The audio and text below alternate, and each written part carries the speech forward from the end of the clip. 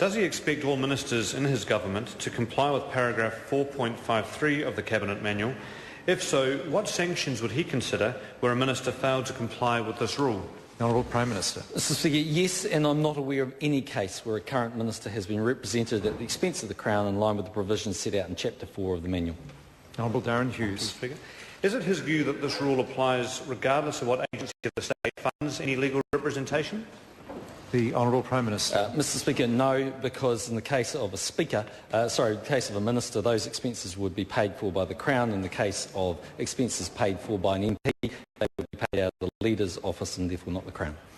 The Honourable Darren Hughes. Has the Cabinet, since he became Prime Minister, ever considered a request for the direction of costs being retained by a minister where it covered damages that were awarded to that minister if their expenses were paid for by the Crown? Mr Speaker, not to the best of my knowledge, no.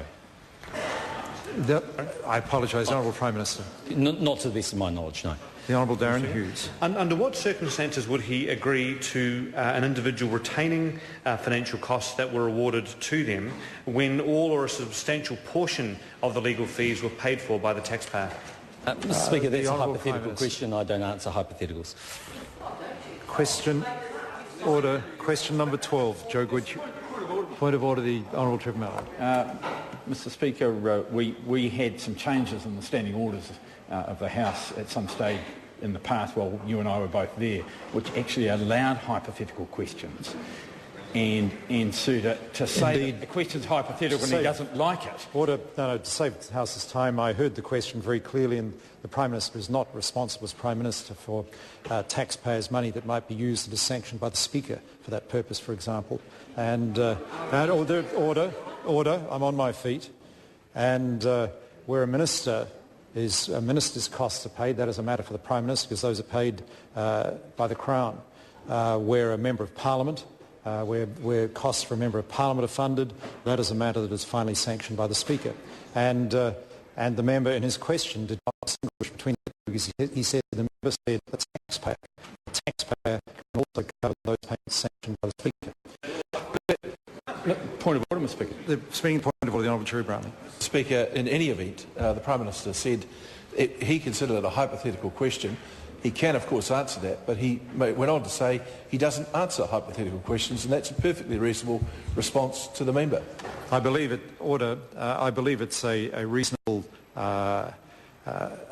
response in this circumstance, because indeed the Honourable Trevor is right that the standing orders that used to rule out hypothetical questions were changed, and so there's no reason why a hypothetical question cannot be asked.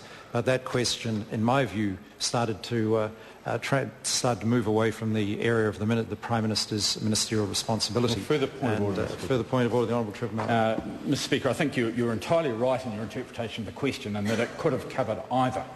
One of those areas the Prime Minister is clearly responsible for. The Prime Minister came into government, said that he would have better accountability with taxpayers' funds. The member resume his seat right now. The Prime Minister answered questions very clearly where he had responsibility. He answered questions very clearly about that and said he was totally unaware of any case where that had not applied, and clearly made it also made it clear to the House he had no intention of changing any rules in that area. And so I don't see how... my concern about the member's final question was that it started to move away from the Prime Minister's direct area of responsibility. And in those circumstances, I don't think I could ask the Prime Minister to respond more precisely than he did. Joe Goodhue, question 12. Thank you, Mr Speaker. My question is to the Minister of Education.